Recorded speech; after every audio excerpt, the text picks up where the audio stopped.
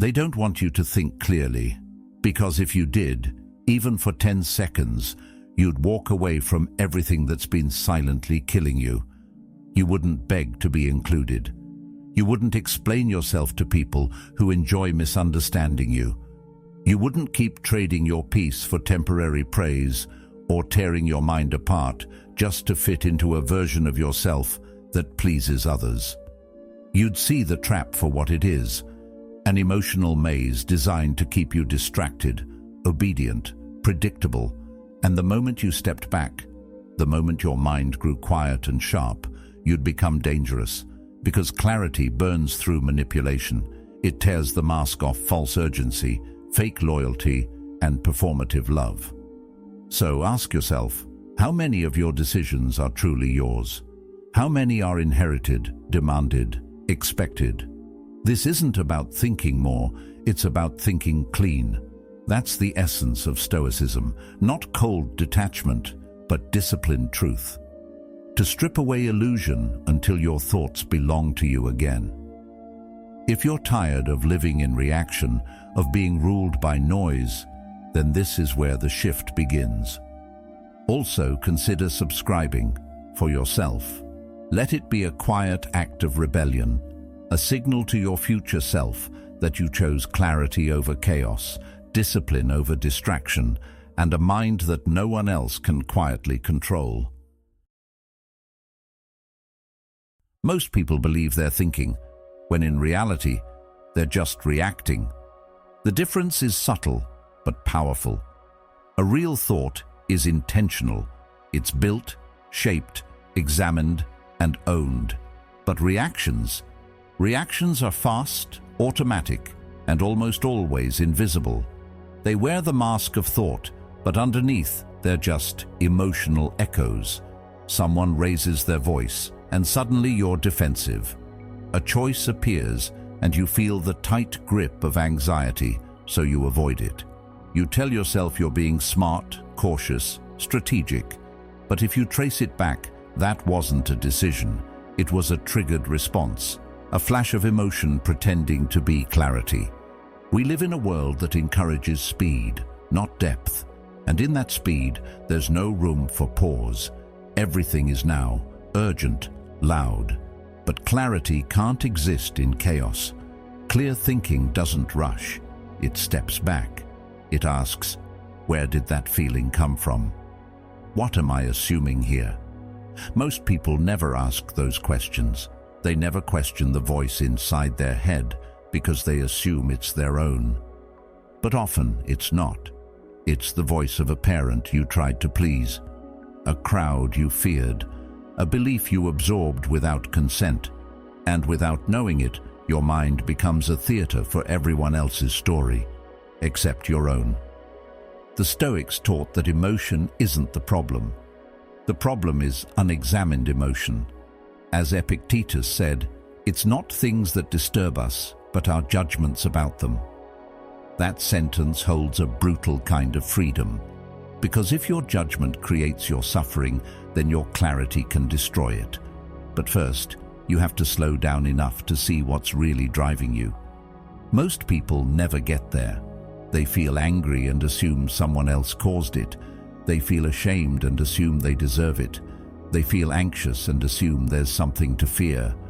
But every one of those emotions starts with a belief, and if the belief is faulty, the emotion is misleading.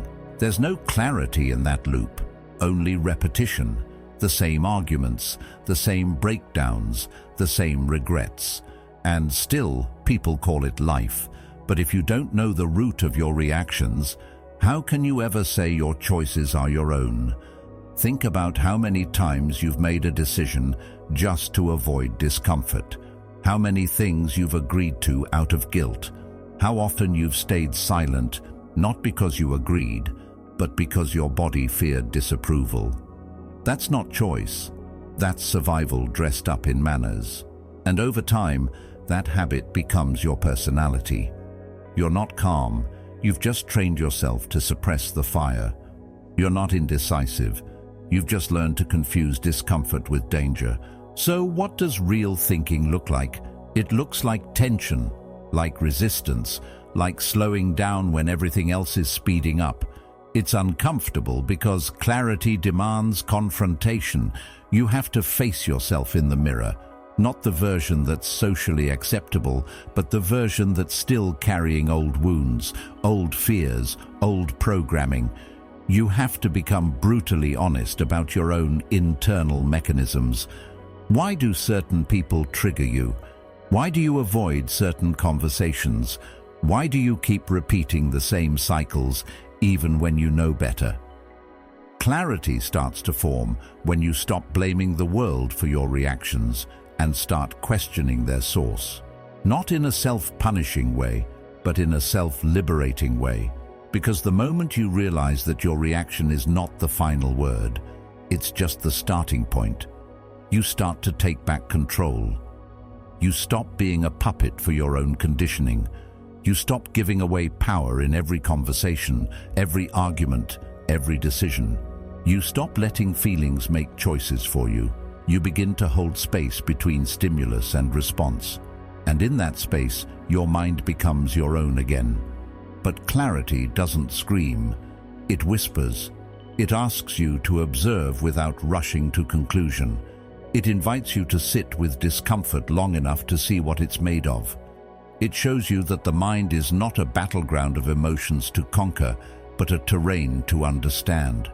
That's the Stoic path, not to eliminate feelings, but to see them clearly, to strip away the illusion that your first impulse is always right, because most of the time, it's not. Your first impulse is the loudest, but rarely the wisest. True thinking asks you to wait, to step back, to watch how your body tenses, your breath shortens, your thoughts race, and then, only then, to respond with intent, not reflex. This isn't easy work.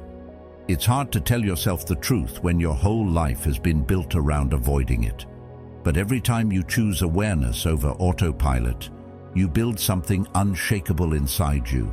You stop being the person who needs the world to change in order to find peace. You become the kind of person who carries clarity through chaos. And that kind of clarity is not just a mindset.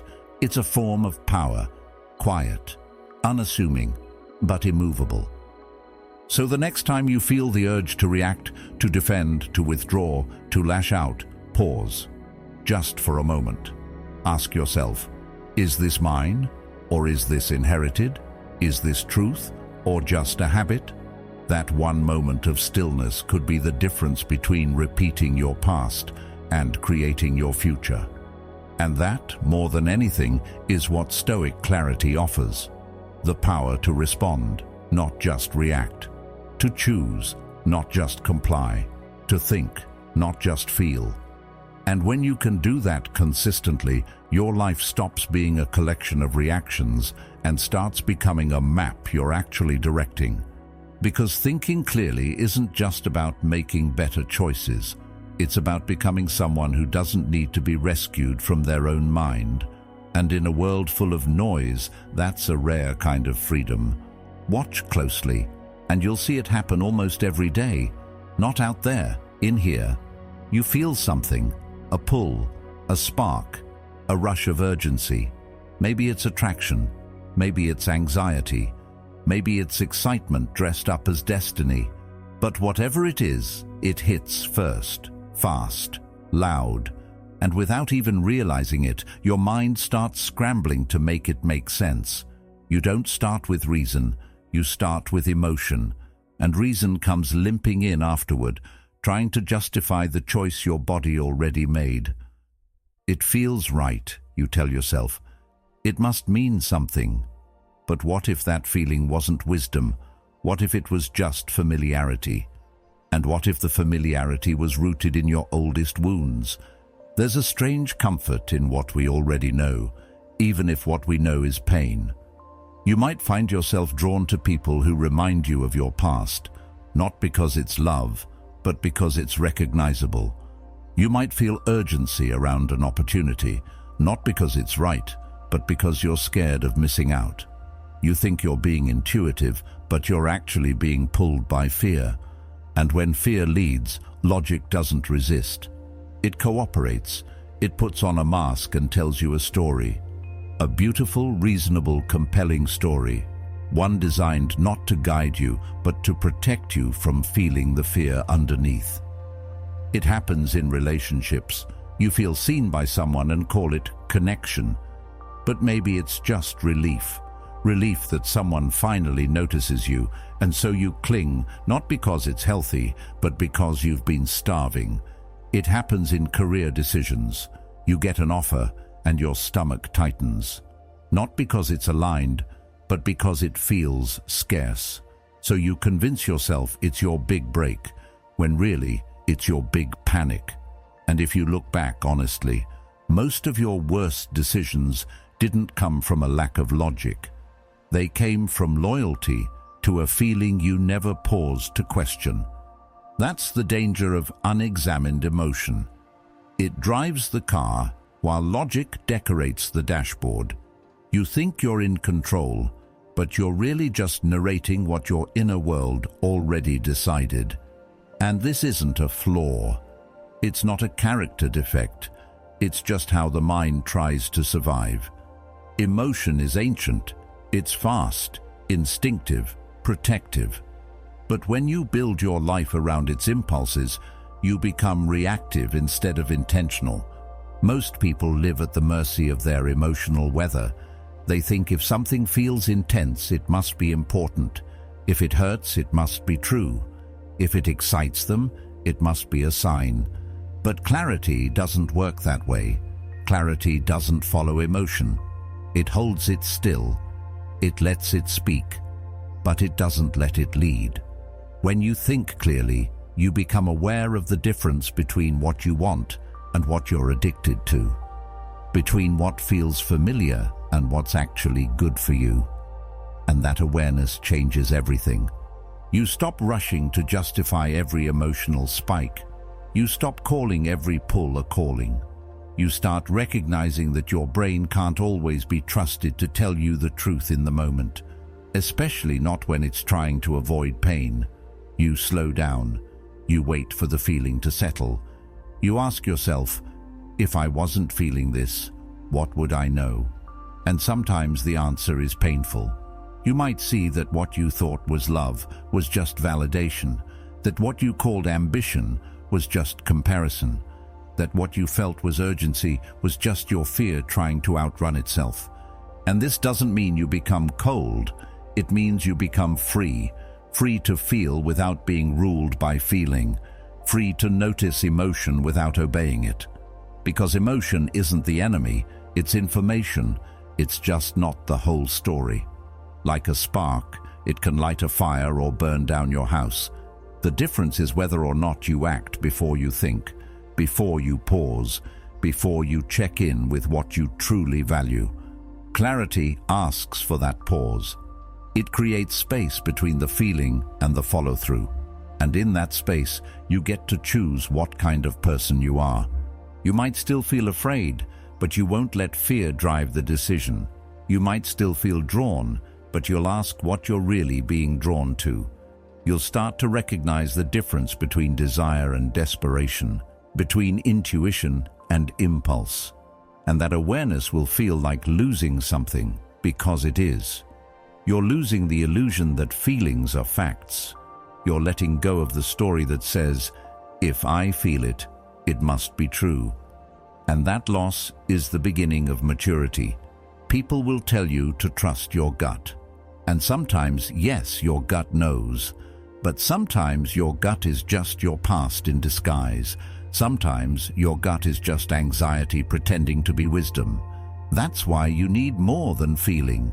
You need philosophy. You need stillness. You need internal structure. Because without it, every strong emotion becomes a storm you can't navigate.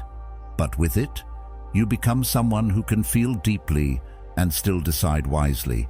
And that's the essence of Stoic clarity. Not to suppress emotion, but to observe it clearly without rushing to obey it. The Stoics didn't deny feeling, they just refused to be ruled by it. They practiced the pause. They trained themselves to separate the sensation from the story, so that when it came time to act, Their decisions were grounded, not in panic or pressure, but in purpose. That's the kind of clarity you build, not in a moment, but over time, by noticing the pattern, by catching yourself mid-justification, by asking gently, is this true, or is this just familiar? And the more you ask, the more power you gain. Not the kind of power that dominates others, the kind that anchors you, the kind that lets you move through chaos without being hijacked by every wave of emotion, the kind that sees clearly even when the feeling is loud, because you've learned something most people never do. Emotions are real, but they're not reliable, and until you can feel them without obeying them, you'll always be dancing to someone else's rhythm. But when you stop dancing, when you pause, feel, and choose, you become untouchable. You're no longer living in reaction. You're moving with quiet clarity, not because it feels good, but because it's right. And that difference, though invisible, is what transforms a reactive life into a deliberate one. It's what turns emotional noise into meaningful action. And over time, it's what makes your decisions not just smarter, but sacred. Most people think they're being careful when they wait. They believe the longer they hold off, the more clarity they'll gain. They don't realize that what they're really doing is waiting for certainty, a kind of perfection that doesn't exist outside their imagination. You hear it in the way they talk. I just need a little more time, or once I'm sure, I'll make the move. But underneath those words isn't wisdom. It's fear. And fear, when it wears the mask of logic, convinces you that hesitation is safety, that the unknown is always a threat, that until you see every possible outcome, you're not ready. But that's not clarity. That's a strategy to avoid commitment, a way to delay the discomfort of responsibility while feeling like you're doing something wise. The truth is, no one is ever completely ready, not for the big decisions, not for the hard conversations, not for the moments that demand growth. Readiness, in the way most people imagine it, is a myth. It's a mental loophole. You think you're buying time, but you're really trading momentum for illusion. And the longer you wait, the more your mind fills in the blanks with fear. You imagine the worst. You catastrophize. You play out every scenario that could go wrong. And soon, you're no longer standing still. You're stuck in a cycle of overthinking and underliving. Seneca wrote, "We suffer more often in imagination than in reality." The Stoics knew that the mind can be its own tormentor, that the pain we predict is often worse than the pain we'll ever experience. But certainty addicts don't know this yet. They think if they just wait long enough, the perfect moment will arrive. The path will clear, the fear will vanish. But it doesn't, because clarity doesn't come before action. It's born from it. You don't get clear and then move. You move and the fog starts to lift. That's what separates the Stoic mindset from the rest. It's not recklessness, it's respect for time. It's understanding that movement itself sharpens thought. When you engage with life, when you step into discomfort, when you make the call or take the risk, you don't become less clear, you become more aware. You learn what works and what doesn't. You feel where the resistance is and where it's just fear in disguise. And that feedback, real feedback, not imagined outcomes, is where clarity begins to form. But that requires courage, not the loud kind, the quiet kind that shows up without applause, the kind that says, even if I don't know everything, I know enough to begin. That shift in posture is what turns someone from passive observer to active participant in their own life. Because when you demand certainty before acting, you're not protecting yourself, you're holding yourself hostage. You're turning your own potential into a problem to be solved, instead of a path to be walked.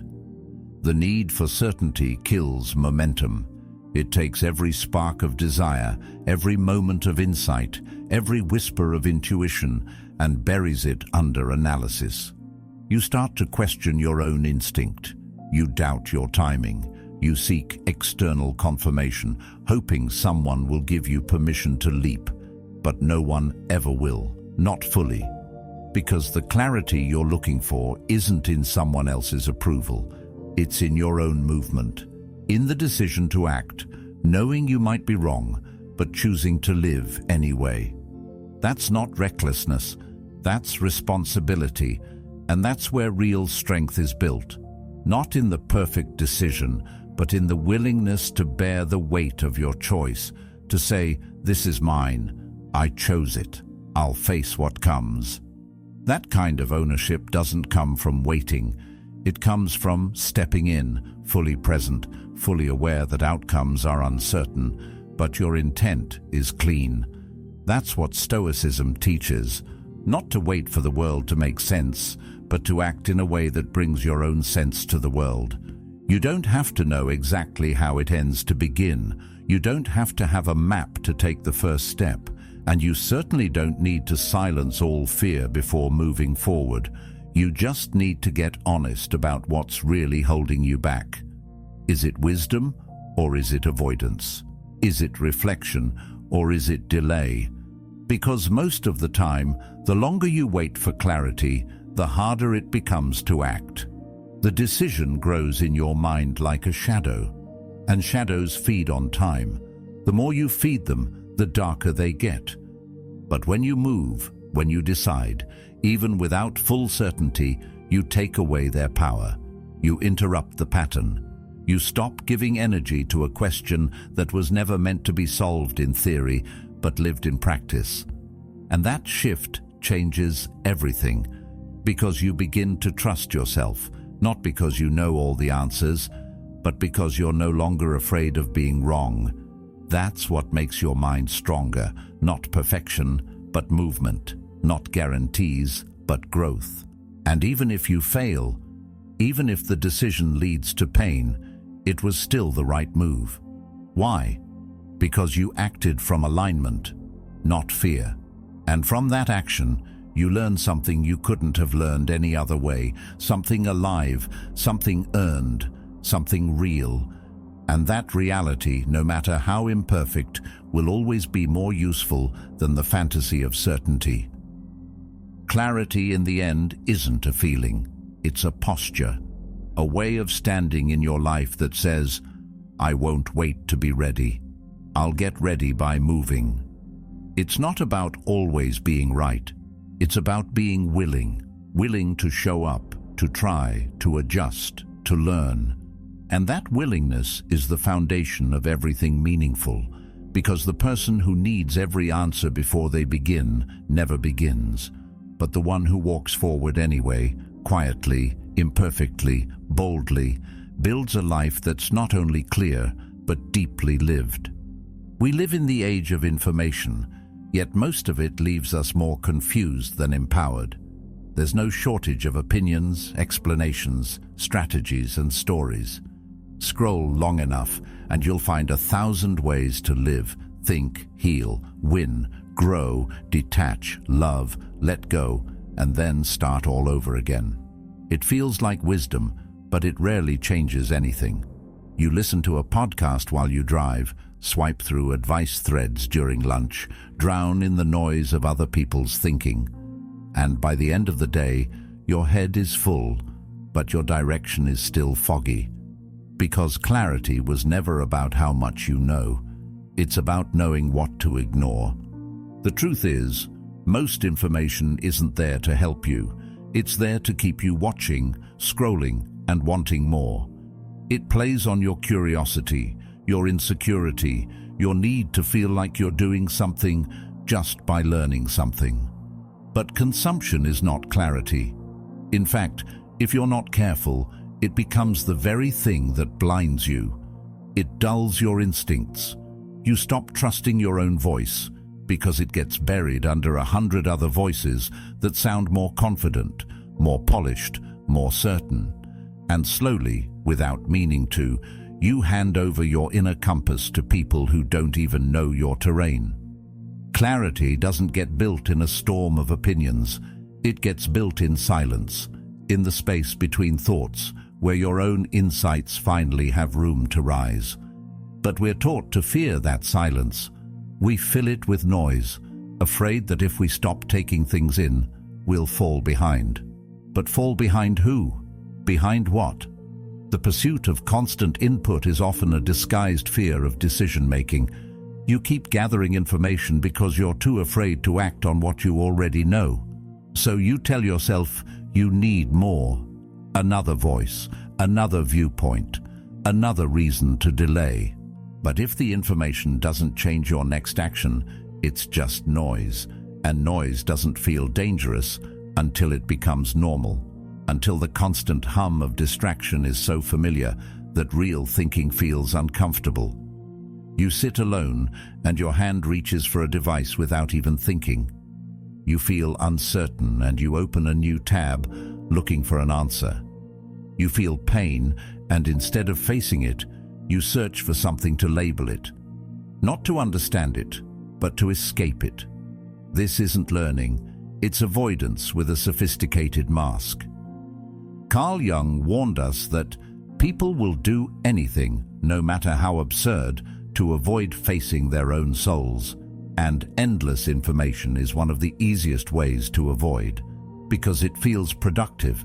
You can convince yourself you're working on yourself, when really you're just looping, collecting philosophies like trophies, but never letting them transform you. Because transformation doesn't come from exposure, it comes from integration. And integration requires space, stillness, honesty, not with the world, but with yourself. You have to start filtering ruthlessly. Not everything deserves a place in your mind. Not every voice should have access to your inner world.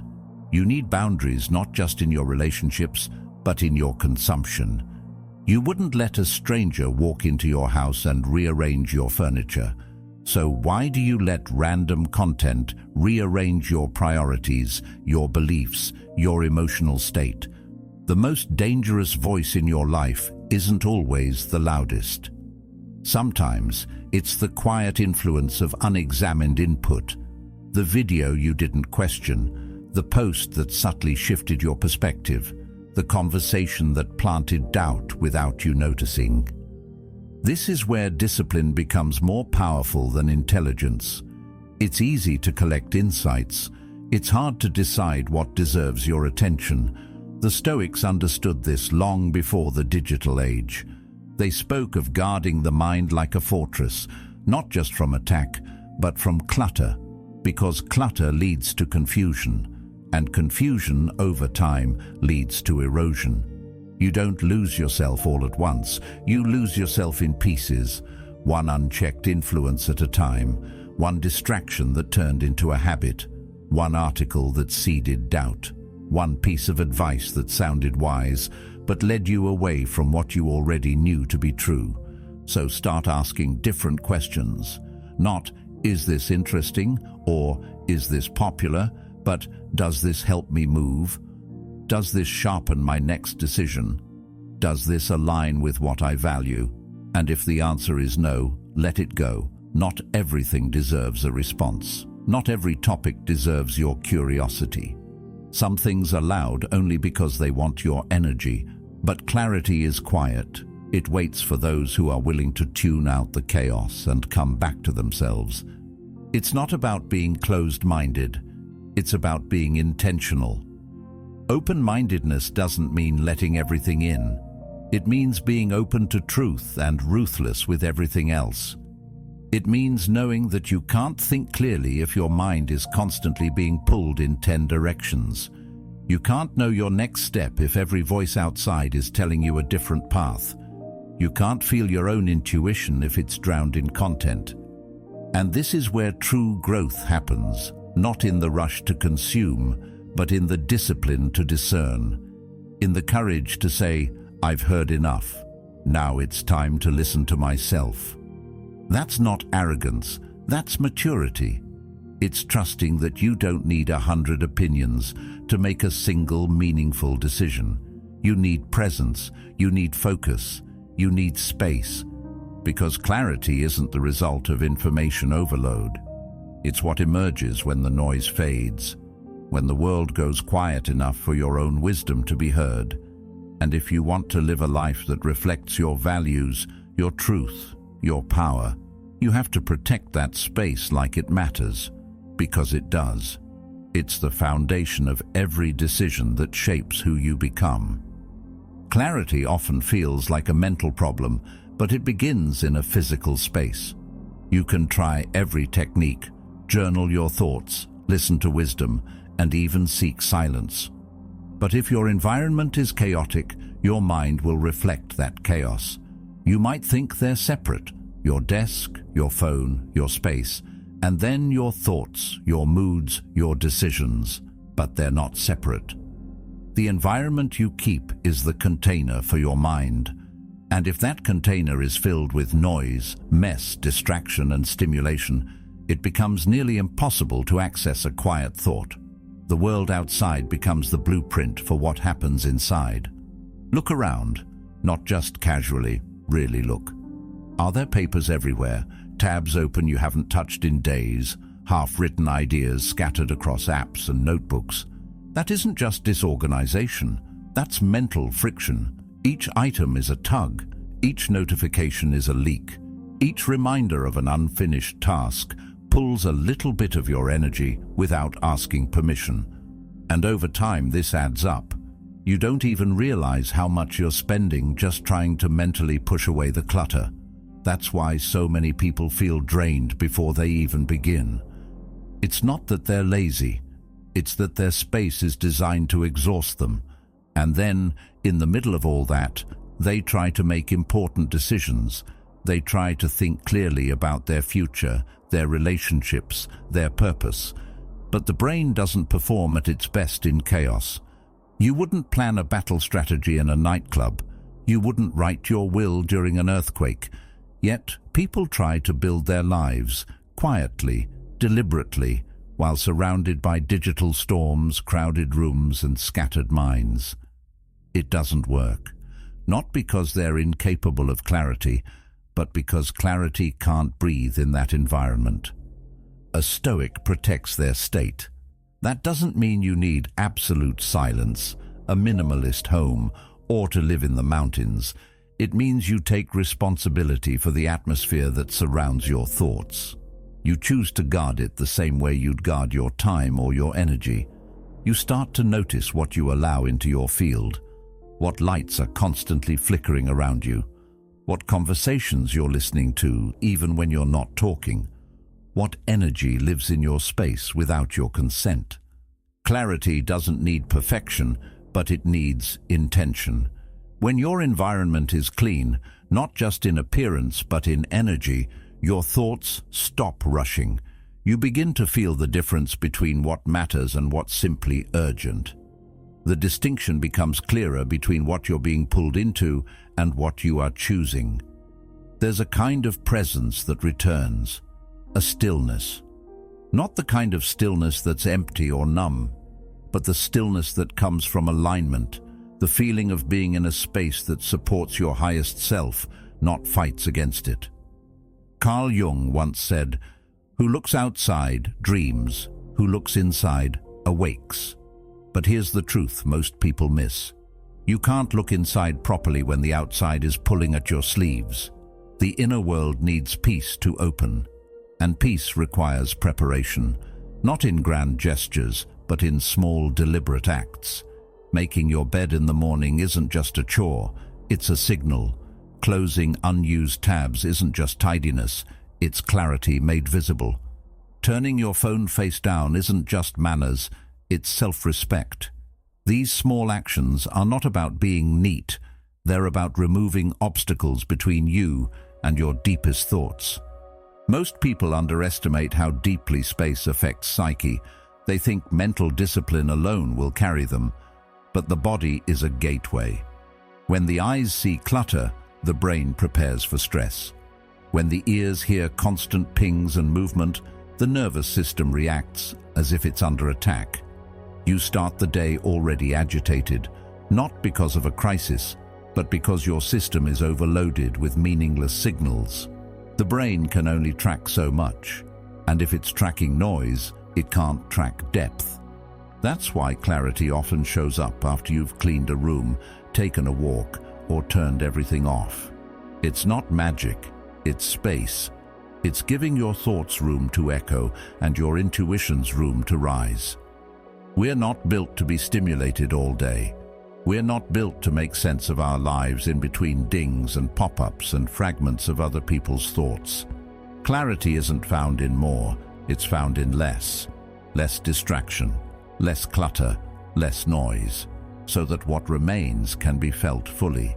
It's also about boundaries, not just physical ones, but energetic ones. Who are you letting into your space? What kind of conversations are happening around you? What do you tolerate in the name of politeness that leaves you scattered afterward? Your environment is not just objects, it's people, voices, and patterns. And the more you allow what drains you to stay near you, the harder it becomes to hear yourself. You're not weak for needing boundaries. You're wise for recognizing what dims your inner clarity. A clean environment is an act of self-honesty. It reflects that you're ready to stop letting life happen to you, that you're willing to create the conditions where your best self can show up. And it doesn't have to be dramatic. Start small, clean one corner, turn off one notification, cancel one unnecessary obligation. These little shifts are powerful.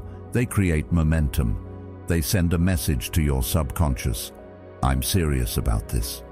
And your mind will respond. It will begin to settle, to sharpen, to listen. The Stoics believed that the mind should not be ruled by circumstance, but they also understood that we must train the mind to withstand temptation, to resist indulgence, to return to the essential. That discipline begins where your body is, not later, not when everything's perfect, but right now, in the space you inhabit. Make it sacred, not through ritual, but through respect. Respect for your mind, respect for your peace, respect for your clarity. Because clarity isn't something you stumble upon, it's something you prepare for. It enters the room when there's space for it to sit down. And if you don't create that space, it won't shout. It won't fight the clutter. It will just leave quietly. So choose now to make room, to let your space reflect your intentions, to let your environment become a silent ally in your search for deeper thought. That's where clarity begins, not in your thoughts, but in the place where those thoughts are allowed to unfold. Most people don't know what they're optimizing for. They think they do. They say words like peace, freedom, love, meaning. But if you observe their actions, something doesn't add up. They say they want peace, but they never put down the chaos. They stay in relationships that drain them, jobs that agitate them, routines that offer no room to breathe. They say they want freedom, yet keep chasing the kind of approval that makes them a prisoner to everyone else's opinion. They say they want to feel whole, but they build their lives around the fragments, status, followers, attention, noise. They don't realize it, but their decisions already answer the question they never took time to ask. What am I really optimizing for? Because whether you're aware of it or not, you're always optimizing for something. Every choice you make is a vote in the direction of what matters most to you. Not what you say matters, what actually governs your choices. That's what makes this realization uncomfortable, because your outcomes don't contradict your values. They expose them. You think you're unlucky, distracted, stuck, but most of the time, you're just aligned with a priority you didn't mean to give power to. Maybe it's comfort, maybe it's recognition, maybe it's the illusion of control. You keep looping through the same situations, not because you're cursed, but because you're subconsciously loyal to a version of yourself that was built to survive, not thrive. Carl Jung said, "Until you make the unconscious conscious, it will direct your life and you will call it fate." That's what happens when you don't define your aim. Life starts aiming for you. And usually it aims low. It aims for quick highs, easy wins, safe roads, familiar traps. Not because you're incapable of more, but because the systems around you reward indecision. They give you distractions, so you never feel the need to sit with your own direction. You're nudged, guided, flooded with options, but never told to clarify the compass that should be driving all of it. So you get pulled instead of choosing. You end up chasing opportunities that sound good but feel wrong. You achieve things that impress people you don't even respect. You build momentum in a direction that makes you feel more lost, not less. This is the part where most people collapse. Not because they're weak, but because clarity demands honesty. And honesty can feel brutal when you've built a life around bypassing it. When you say you want peace but keep choosing environments that reward emotional chaos, something has to give. When you say you want love but keep choosing the kind of validation that feels more like performance than connection, you eventually run out of excuses. That tension isn't failure, it's feedback. It's your deeper self reminding you that the map you're following isn't aligned with the place you want to go. Clarity doesn't require that you get everything perfect. It requires that you get specific. What do you actually want your life to move toward, not just in moments of reflection, but in everyday action? Is it freedom? Then why are your habits wrapped in dependency? Is it strength? Then why are your boundaries built to please? Is it truth? Then why do you silence yourself to keep the peace? These aren't accusations, they're invitations. An honest life begins when you stop pretending the surface and the center are the same. It's not enough to want something, you have to protect it. You have to name it clearly and let it guide the hard choices. That's what it means to define what you're optimizing for, not in theory, but in practice. You look at the trade-offs you're willing to make. You accept that you can't serve everything at once. You can't prioritize comfort and growth at the same time. You can't chase acceptance and authenticity without feeling torn. You have to choose. And that choice will cost you, but it's the cost that makes it powerful. When your aim becomes singular, your mind starts to clean itself. The unnecessary starts to fall away. You stop negotiating with every new opinion. You stop trying to be good at everything. You stop saying yes just to be liked. You become more intentional, less apologetic. You start designing your life around the inner signal, not the external noise. And with that, the quality of your decision-making changes. You don't just ask, "What do I feel like doing?"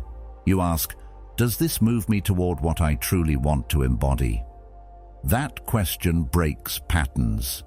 It keeps you from betraying yourself for short-term relief. It grounds you when distractions start to sparkle.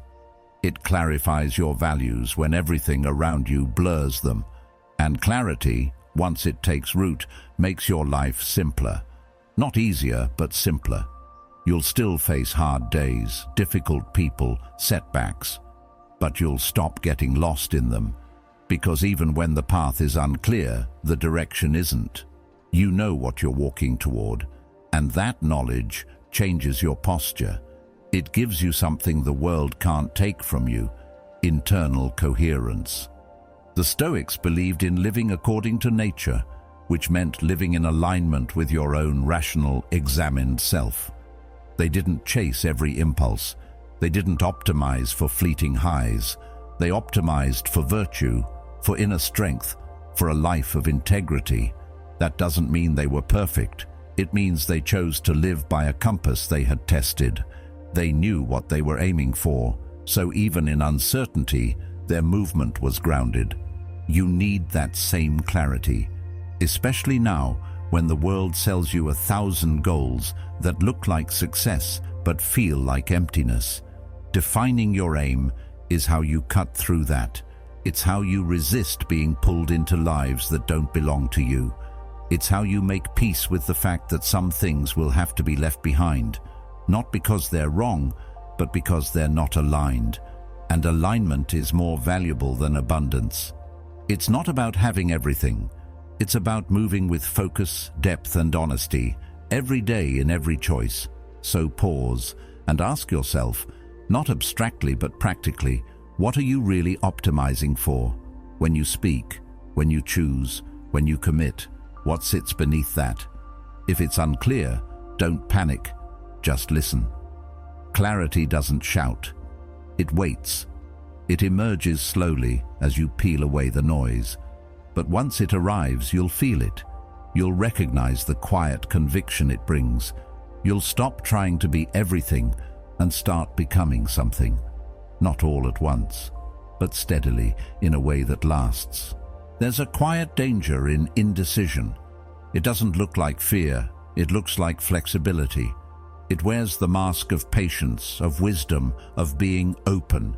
You've heard it before. Stay open. Keep your options alive. Don't rush into anything. And yes, in certain moments that can be good advice. But repeated often enough, applied too broadly, it becomes a strategy for avoidance. Not choosing feels safe because it postpones the discomfort of regret. But here's the truth. Indecision isn't wisdom. It's fear with a softer voice. You tell yourself you're taking your time, but really you're hoping life will decide for you, that some perfect sign will come, that something outside you will make the uncomfortable choice you're afraid to make inside. But life doesn't work that way. It rewards movement, not hesitation, direction, not drifting. The person who hesitates too long begins to confuse stillness with safety. But drifting isn't peace, it's erosion. Bit by bit, your confidence wears away. You second-guess even the small things, and over time, you become someone who waits for clarity, for confirmation, for certainty, and forgets what it means to act from the core. Clarity doesn't come from floating. It comes from choosing, from making a decision and meeting what follows with courage. A decisive mistake will teach you more than endless speculation ever will. But we avoid that mistake, don't we? Because being wrong feels like failure. It hurts the ego. It makes you question your judgment. And yet, indecision carries a cost of its own, a quieter, longer-lasting kind. The kind where days pass and nothing changes. The kind where years go by and you're still wondering, still weighing, still waiting. That's not caution. That's avoidance wrapped in the language of reason. Marcus Aurelius once wrote, "A wrongdoer is often the man who has left something undone, not always he who has done something." That's a powerful reversal. We're so afraid of doing the wrong thing, but we rarely fear the weight of what we didn't do, the words we didn't say, the moves we never made, the ideas we let die before they were born. And what's worse, those losses don't scream. They don't break like bad decisions do. They fade quietly into the background. And suddenly, your life isn't built on choices, it's built on omissions. Things that never happened because you told yourself it wasn't the right time. And we justify it with such noble phrases. "I'm being wise.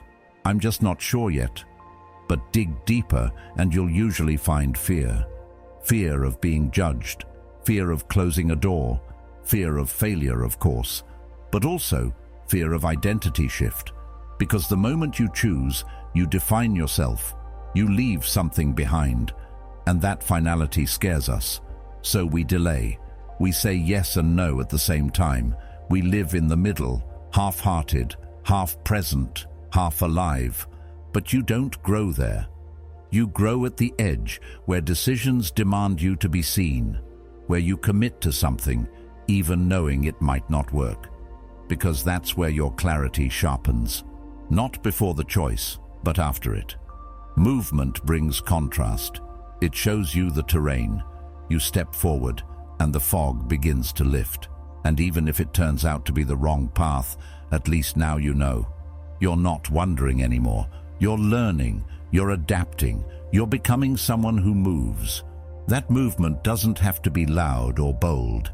It doesn't have to change your whole life overnight. But it does have to be yours. Chosen, owned, clear.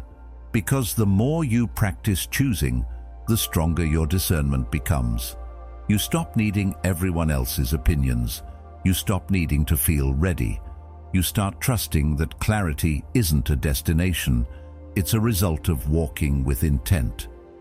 Carl Jung believed that indecision often came from a split inside the psyche, a conflict between two opposing desires or fears, the part of you that wants to be seen and the part of you that wants to stay safe, the part of you that longs for transformation and the part that clings to the comfort of who you've always been. This internal tension isn't a flaw, it's part of being human. But if you don't resolve it through conscious choice, it will quietly rule you from the shadows. You'll keep saying maybe when your soul is screaming for a yes or a no. So don't glorify indecision. Don't mistake delay for depth. Real depth comes from showing up with your full weight, from saying, I don't know how this ends, but I choose this anyway, and then allowing whatever follows to shape you. That's how strength is built, not by knowing the future, but by being willing to meet it on your own terms. And yes, you might make mistakes, you might change your mind. That's part of the process. But indecision isn't neutral. It costs energy, it drains focus, it keeps your attention divided. You can't be present in your current path if your mind is still negotiating another. Decision creates closure, and closure creates peace. Not always comfort, but peace. A kind of internal stillness that says, this is the way I'm going. And that stillness is where real clarity lives. So if you've been floating, come back to the ground. Choose, not recklessly but bravely. Listen to your resistance, but don't let it decide. Hear your fear, but don't let it write the script. Define your values, check your direction, and then move. Because waiting for the perfect moment is the most seductive trap of all. It makes you feel like you're being wise, when really you're just being delayed. Let your clarity come from motion. Let your confidence come from action. And let your strength come not from never doubting, but from no longer needing to avoid doubt to make a move. That's how decisive people are built. Not from being certain, but from being willing. And the more willing you become, the less power fear has to keep you still. Most people don't realize how often they choose what's easy over what's meaningful. Not because they lack depth or vision, but because the world constantly hands them options designed to distract. Paths are presented, offers are made, people show interest. And because something is available, because it's already in front of them, they assume it must be worth pursuing. But availability doesn't mean alignment. Just because something is within reach doesn't mean it's right for you. Just because someone wants you doesn't mean they're good for your soul. Just because a door opens doesn't mean you were meant to walk through it. We chase what's easy to access, what's immediately rewarding, what saves us from sitting in uncertainty. But in doing so, we lose the ability to wait, to pause, to discern. We forget how to choose deliberately, and slowly our lives become filled with what was convenient, not what was true. You end up in relationships that were easy to fall into, but hard to grow in. You take jobs that pay enough to keep you busy, but not enough to make you feel alive. You fill your calendar with obligations you never consciously chose, all because they were offered, not because they were aligned. Carl Jung